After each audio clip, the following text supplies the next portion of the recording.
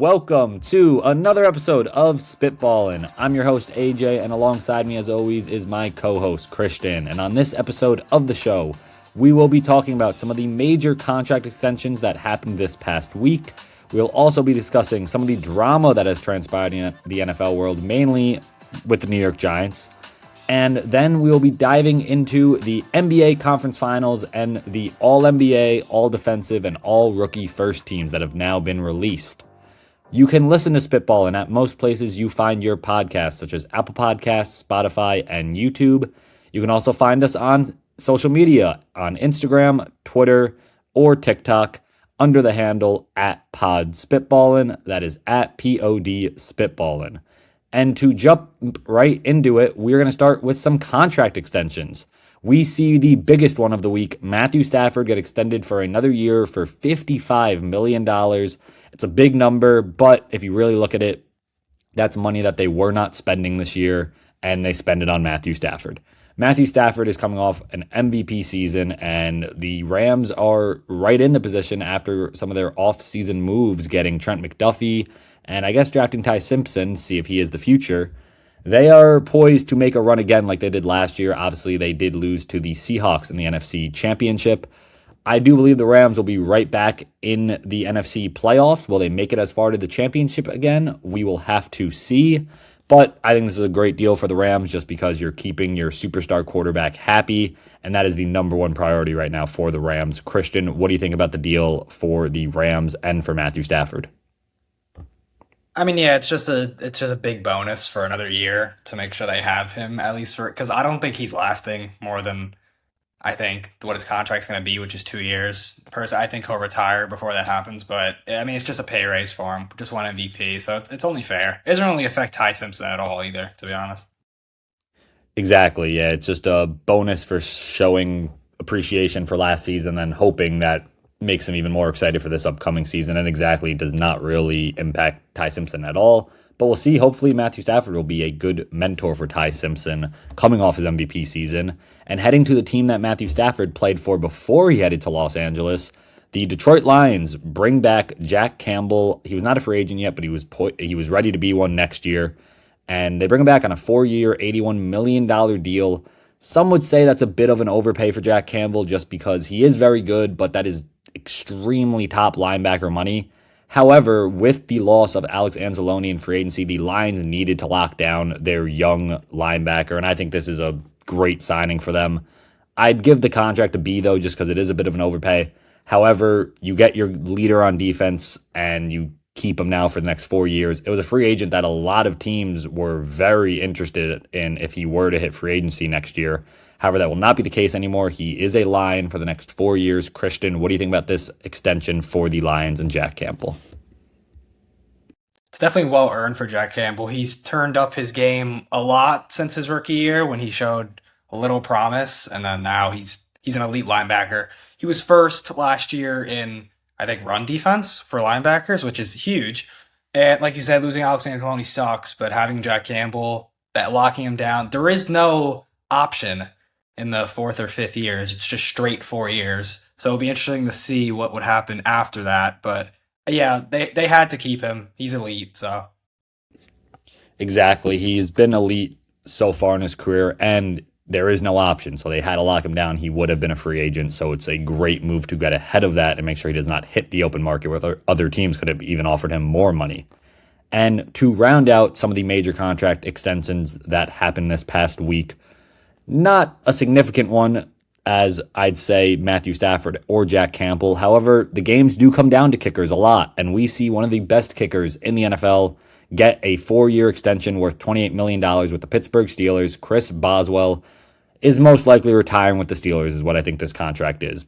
Obviously, kickers, I feel like nowadays could really play till maybe their 40s, to be honest. It's really until you lose that leg power is when you'd have to finally call a career. But Chris Boswell is 35 years old, so this contract would be taking him right up to 40. He'd be 39 by the end of this contract. And Chris Boswell has just been a staple for the Steelers for the longest time now. He was there during the Killer Bee era with Ben Roethlisberger, Antonio Brown, and Le'Veon Bell. He was even there in the post-Killer Bee era with Ben Roethlisberger, and now he's been there since the post Ben Roethlisberger era for the Pittsburgh Steelers, and he has been the one major staple, I'd say, outside of TJ Watt and Cam Hayward for that team. So I really think this is a great signing for the Steelers. They lock up their kicker, who has been their guy and will, in my opinion, be one of the legends in Steelers history when it's all said and done. Christian, what do you think about Chris Boswell getting a contract that looks like it's probably his last one and could be his retirement at the end of it? I mean, it's just like Jack Campbell Stafford. It's well earned. I actually just looked it up. I didn't realize how old or how long Chris Boswell's been in the league. For some reason, I looked at it. I thought Sean Sweesham was on the Steelers for a lot longer than he was. But like you said, Chris Boswell, he's been there since 2015. That's insane to me. That makes me feel old. But yeah, one of the most accurate kickers in NFL history. It's well earned. He's gonna retire a Steeler. Whether he makes it the 4 years, we'll see. But who knows? Yeah, and exactly. All these contracts, well-earned contracts. There was really guys that I think the teams that brought them back knew they were bringing back. It was just a matter of time of how much money they would give and how many years it would be. And to round out the NFL coverage for this episode, we're not going to get too into it because this is a sports podcast and this is sports news, but not really sports news. It's kind of been turned into more political news. But we did see Giants quarterback Jackson Dart walk the president of the United States, Donald Trump, out at a rally, and this caused some turmoil between him and his teammates. Abdul Carter tweeted publicly, which I think any person that has been around any sport business, his PR team and I think agent were probably freaking out. He tweeted out, if I remember correctly, it was something along the lines of, "Oh, I thought this was AI. I can't believe this man." And that's just not a good look, talking about your franchise quarterback like that, being a teammate of his. Just because no matter your beliefs and stuff, you just shouldn't put it probably in public, I would say, when you're in a position of celebrity, of power. So it was a kind of interesting weekend to see that all develop. A lot of Twitter stuff about this whole situation, but we're just here covering it, not really reporting our opinions on it. But it was a pretty funny situation to see develop online, I would say, over the weekend. Christian, what do you think about the situation? And will it cause turmoil maybe for this season for the New York Giants? I don't think it will, but I mean, at the end of the day, who knows? I just think I'm a very strong believer that you don't express your opinions in public, especially on Twitter, especially when it's your teammate. But I mean, it is what it is. Everyone has their own opinions. No one's there to judge anyone's opinions. It's a weird situation. Like you said, his agents and agents are probably freaking out because that's just not something you do. But at the end of the day, I don't think it's going to cause much turmoil. Apparently, they worked it out, so we'll see what happens. Yeah, and going back to the tweet that he did tweet, I got the exact tweet pulled up now. He said, "Thought this curse word was AI, what we doing, man?" And then he did tweet after the fact, though, probably when his agent or PR team said, "Hey, you kind of got to assess the situation now." He said, "Me and JD6 are good. We spoke earlier as men. Y'all can keep y'all narratives." Yeah, that's So, a game right there. yeah, so exactly. Hopefully it's just something that's water under the bridge, and we see the Giants have hopefully one of the best seasons they've had in a while, obviously under a new coaching regime with John Harbaugh. And switching gears now to the NBA, we will be going over the all NBA first team, all defensive first team, and all rookie first team, giving our opinions if you think somebody got snubbed, and seeing if we even agree if these people deserve to be on the first team for defensive, rookie, and all NBA. So to start, we're going to start with all rookie, as it's probably the least, I'd say, debatable one. The all-rookie first team, we see Cedric Howard, Dylan Harper, Cooper Flagg, Con Knuppel, and VJ Edgecombe make it. Some would probably say Ace Bailey got snubbed. I know some people would probably say maybe Ace Bailey deserves to be over Cedric Howard. However, Cedric Howard, in my opinion, for a team that did not have John Morant for most of the second half of the season and obviously made the big trade sending Jaren Jackson to Utah, Cedric Howard stepped up when the only person left on that team that wasn't drafted this year like him was Zach Edey, and he got hurt. Cedric Howard stepped up, showed that he is most likely going to be the cornerstone of the Grizzlies franchise going forward. Obviously, we don't know what's going to happen with John Morant heading into the offseason. I believe this list is perfect. I don't think any player got snubbed, in my opinion. Some would say Ace Bailey, I know. However, I think this is a perfect list for the all-rookie first team this year. Christian, what do you think about the all-rookie list for 2026?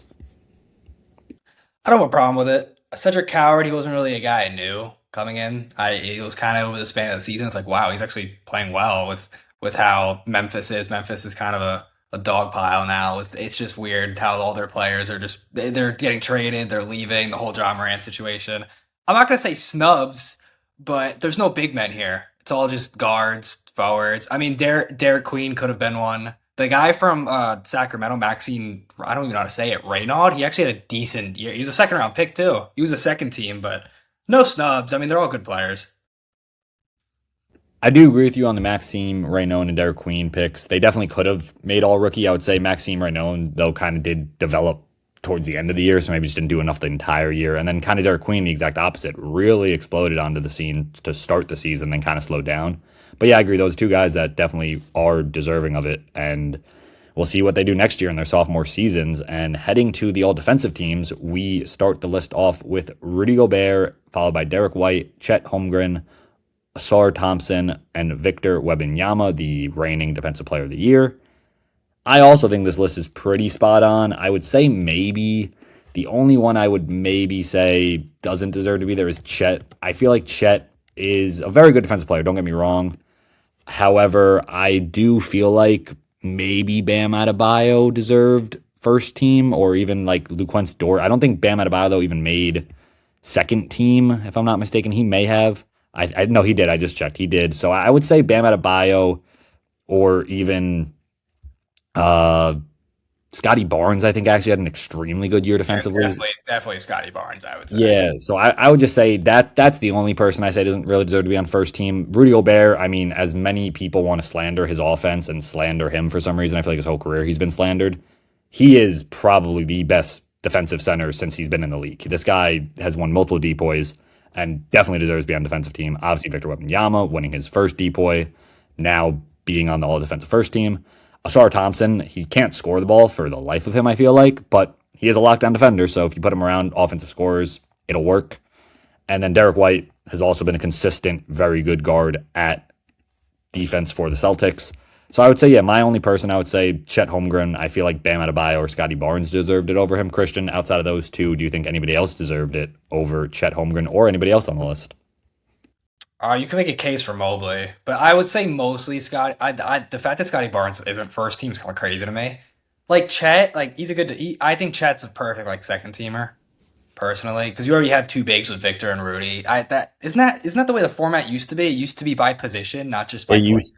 Yeah, it used to be by, I think it was two guards, two That's how it forwards, should and a center, but then they got rid of it just because it was like there were so many guards that deserved like all NBA first team. So It then still they kind should of be did though. that for It should everything. be like you're the best of your position, but I Yeah, mean, yeah.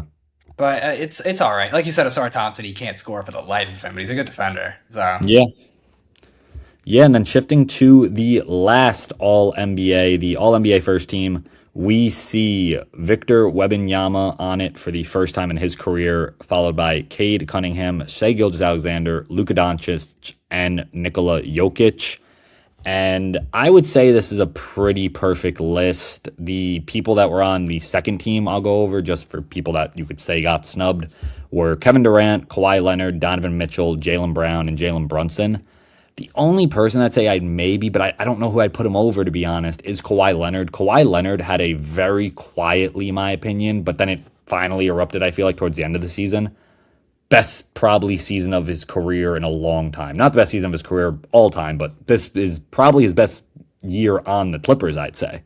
He did not get hurt this year, which was the biggest thing, and allowed the Clippers, who had a horrible start to the season, to make the play-in, which was a crazy feat, and they almost made the playoffs. They made it to the second play-in game, but could not get past the Warriors, if I'm not mistaken. And yeah, I mean, I'd say this list is kind of perfect, though. I don't think I'd put Kawhi over any of Jokic, Doncic, Shea, Cade, or Victor. Christian, what do you think about this list? And would you put Kawhi or anybody else over any of the players on the All-NBA first team? I don't know who I'd put him over because we already have three guards. Like if it was the old format, I think definitely Jaylen Brown. He kind of carried the Celtics this year, to be honest. What did he average? He averaged 20. What do I have? 28 and 7. He basically carried the Celtics. There was no Tatum for majority of the year. But like you said, I don't know who I take off. Like I think Cade and Luka, did they just make the cut for being?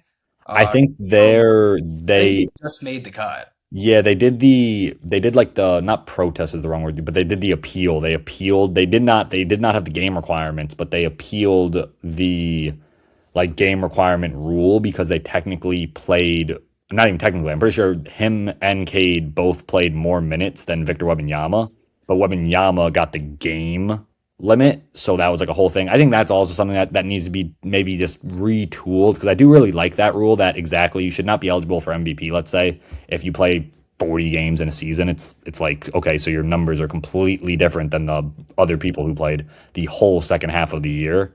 So I do think it's a good rule, but it does have to be retooled a little bit just because then exactly you have guys like Luca and Cade who missed it by a single game. That's what they missed it by. And then had to appeal, and it was this whole public kind of thing about how the rules aren't working. But Yeah. yeah, I guess then if you want to take that into account, technically there should be two spots, and that's where you would see Jalen Brown or Kawhi Leonard then on I the would All probably NBA. take Cade out and put Jalen Brown there. That's what I would do. Yeah, I mean, I think the argument could be, unfortunately, it's supposed to be like this, but the NBA is supposed to vote on the All NBA teams and awards before the playoffs. However, we saw this year Bill Simmons said that he voted for Keldon Johnson for Sixth Man of the Year after seeing the Heat lose in the play-in, and he Oh, was like, really? "I can't root for a Sixth Man of the Year like Jaime Jaquez on a team that didn't even make the playoffs." So yeah, that's something that happened this year, and I think my point then to saying Jalen Brown should be over Cade Cunningham is I don't know when the votes have to be in, and let's say somehow the votes weren't in before the end of the first round, and they see Jalen Brown get eliminated in the first round, compared to Cade Cunningham making it to the second round, could have switched some votes. So yeah, the NBA does have an issue, I'd say, with voting and needs to get that perfect, and definitely with the rules for game/minutes limit. But hopefully, we see some changes in the future to make that kind of more explainable and more perfect in the sense of you're not going to have players appealing at the end of the year they deserve an award because they missed it by a single game requirement.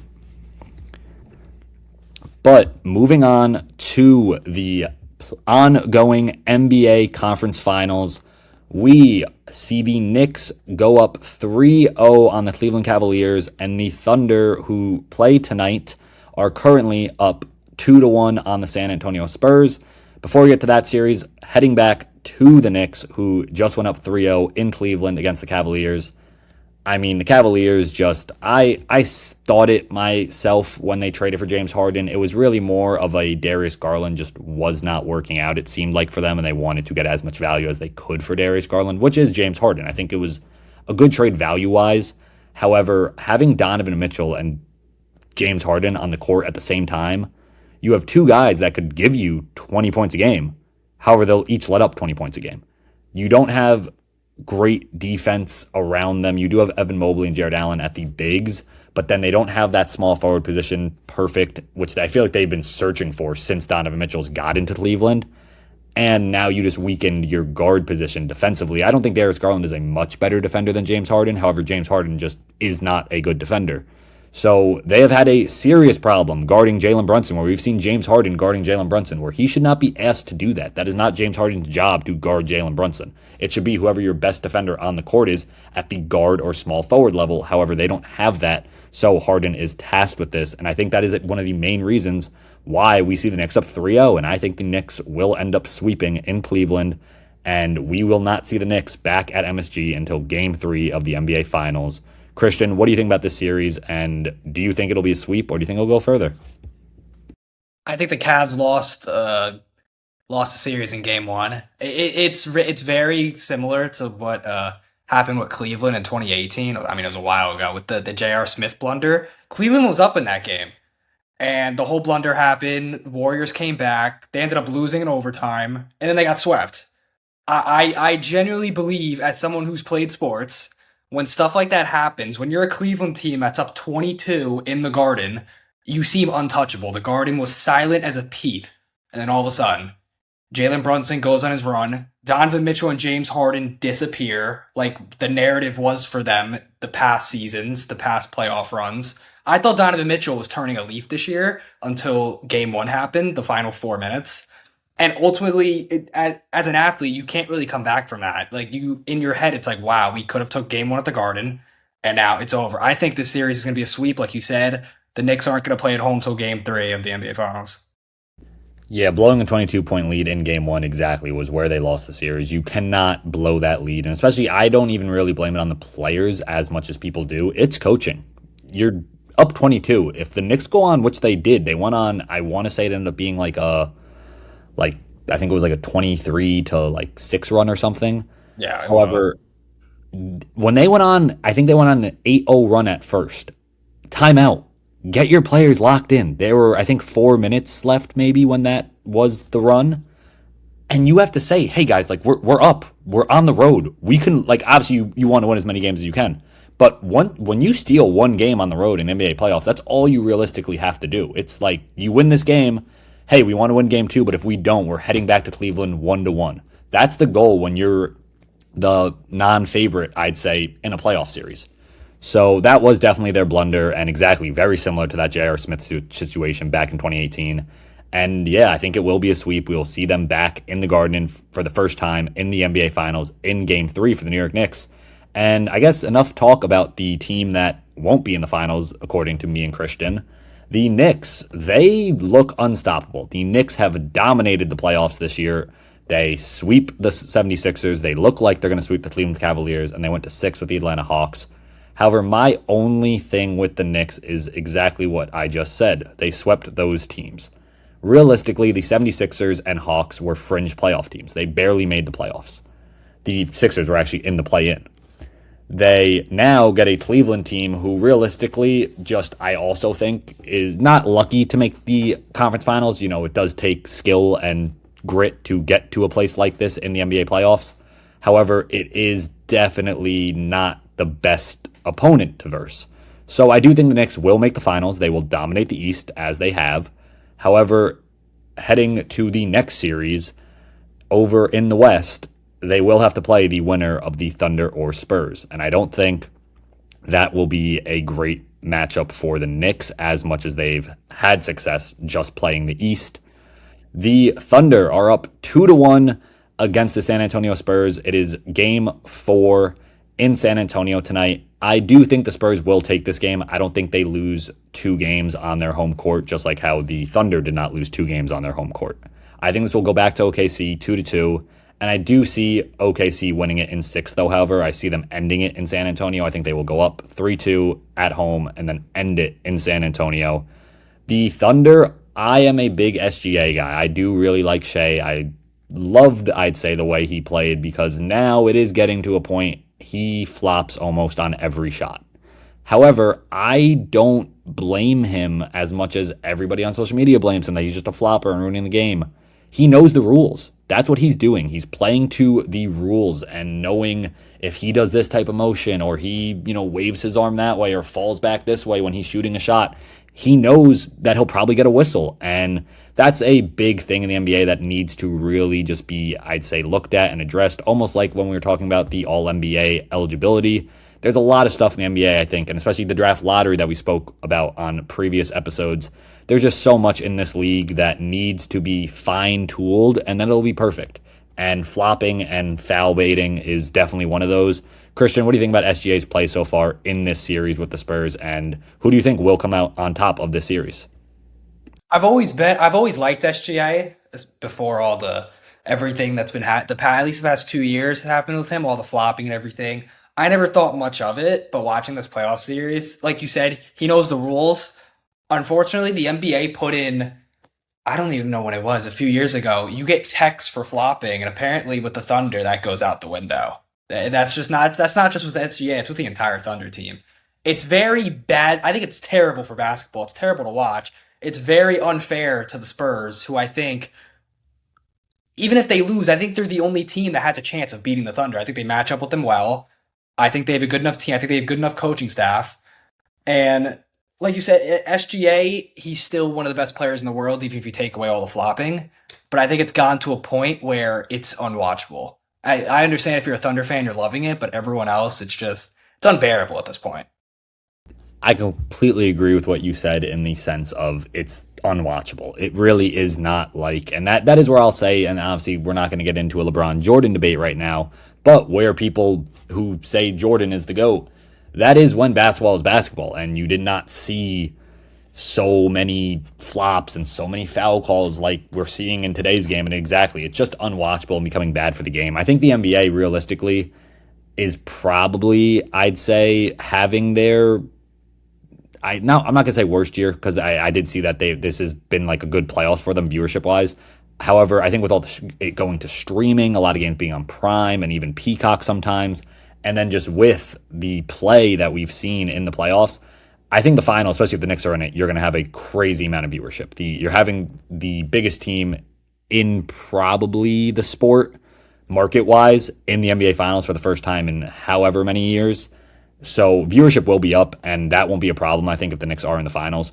However, it's just not been a great year for basketball, in my opinion, in the sense of the way it has been played. Obviously, with SGA and the Thunder being the biggest team with flop and foul calls. And then exactly just the NBA has not been that watchable this year because of that. So we'll see what ends up happening in the finals and for the rest of this series. But moving on to the finals. So the matchup will most likely be the Knicks versus whoever comes out of the West. How do you think the Knicks match up with both teams in the West, Christian? I think the Knicks definitely match up better with the Thunder. Unfortunately, with the Spurs, I think Wemby will eat Cat alive. At least with the Thunder, you have two big men. You have Chet, who can somewhat shoot the ball, and then you have Hartenstein on the low block. I think they definitely match up better with the Thunder, which is ironic to say because I don't think they beat the Thunder. But the Spurs gave them a very hard matchup. But at the end of the day, they also have, I don't know who on the Spurs would be able to guard Brunson. That I feel like that would be the hardest one. I guess it would be Stephon Castle. I don't know if that would work. There hasn't been anyone that's really stopped Brunson in the playoffs, but I definitely say it's the Thunder, which is, I don't even, yeah, I'd say Thunder.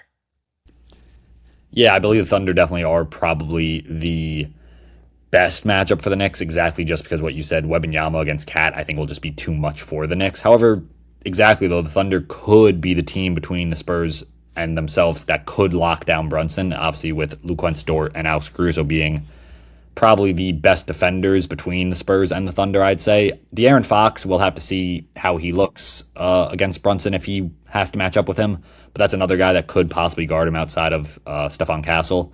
But that is going to do it for our coverage and predictions for the NBA Finals and our takes on the All-NBA first, all defensive first teams, and all rookie first teams. And to round out this episode of SpitBallin', we are going to leave you with a quick game where Christian will have to list one cornerback from every NFL team. Obviously, there has been a lot of movement with free agency now passing, so we'll see if he'll be able to do it. We are going to be starting with the AFC North, the Cincinnati Bengals.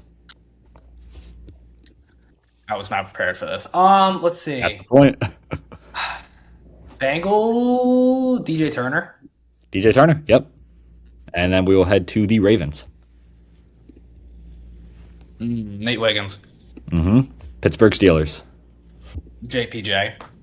And the Cleveland Browns to finish off the AFC North. Denzel Ward. I feel like that was probably, in my opinion, one of the easier divisions because you went through that extremely. The Bengals. I know they have Dax. I think Dax Hill recently turned to a corner. I think he's playing nickel now for them because he was a safety. Now he's in the nickel. But heading to the AFC East, we got the New York Jets. Oh. Who do they have? Oh, Brandon Stevens. Brandon Stevens, probably one of the worst contracts ever, in my opinion, in free agency. Bad last year. He actually, I will say, he actually did have a okay season. I will just always remember, though, it was very funny. He got like mossed by George Pickens in their game against the Cowboys, and Pickens obviously played him for a couple years of his career when he was in Baltimore.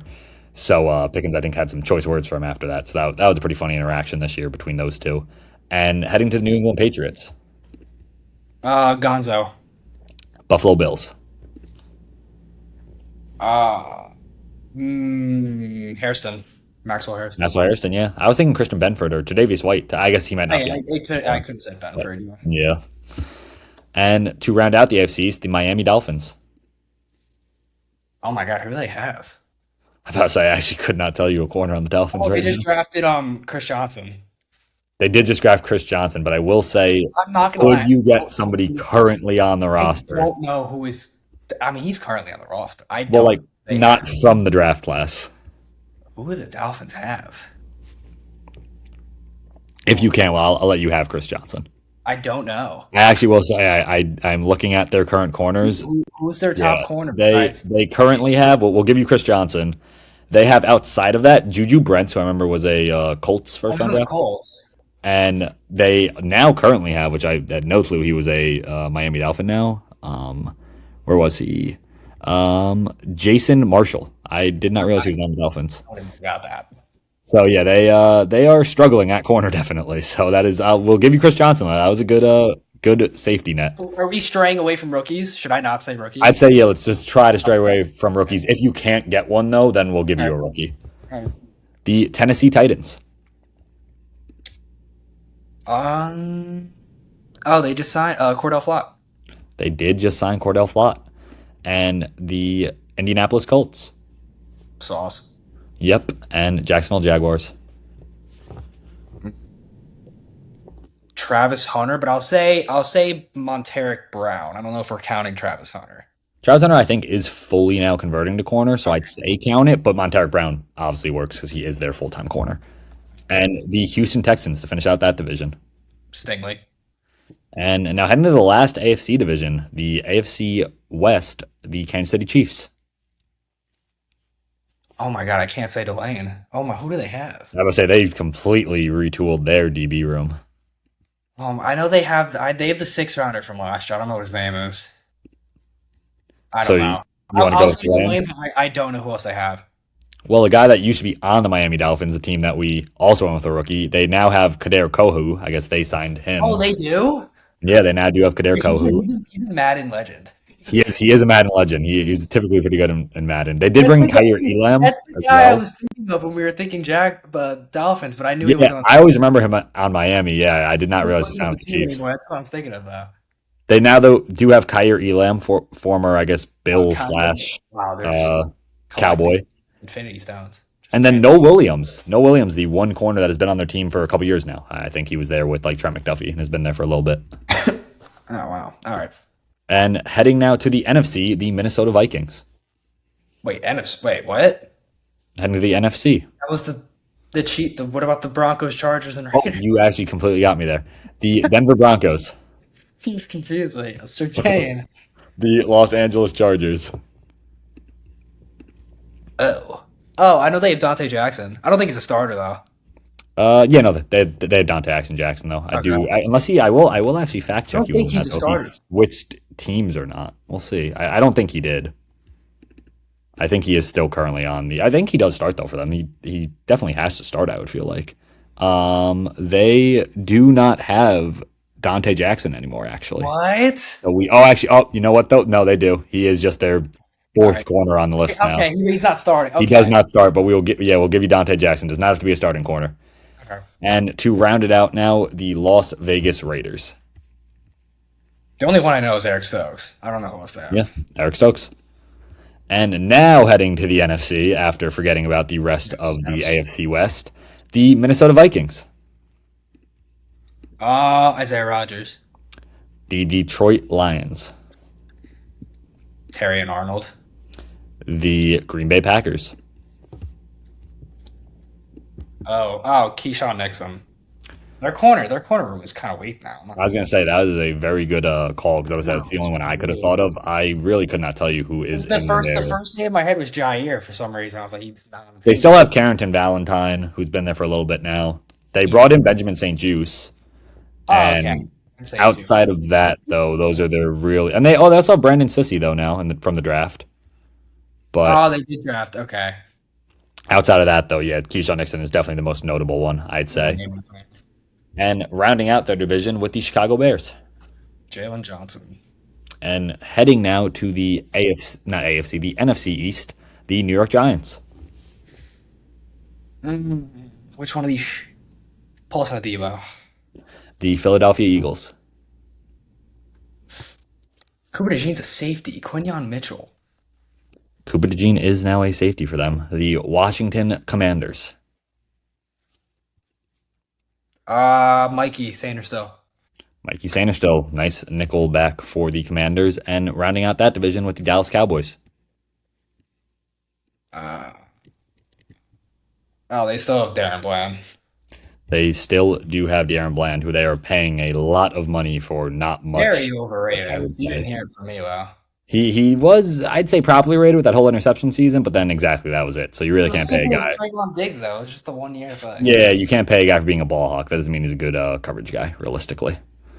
So now heading to the NFC South, we have the Tampa Bay Buccaneers. One of my favorite players, Zion McCollum. Zion McCollum, big breakout year from last year, and I think this will be his year. I think he's been good for a while. He has been good for a while. I think he broke out, though, I'd say last year. A lot of people started like hearing his name is more my take. And then this year, especially without Jamel Dean now on that team, I think this will really be his year to shine. So we'll see how he does this season for the Bucs. And now heading to, I'd say, their division rival, but at least when Mike Evans and Marshawn Lattimore were on both teams, the New Orleans Saints. Kool-Aid. Kool-Aid McKinstry. Heading to the Carolina Panthers. J.C. Horn. And the Atlanta Falcons. A.J. Terrell. And also now Avion Terrell. They got the brothers. Heading to the NFC West for our last division, the Los Angeles Rams. Los Angeles Chiefs, the Trent McDuffie. Yep, and the Arizona Cardinals.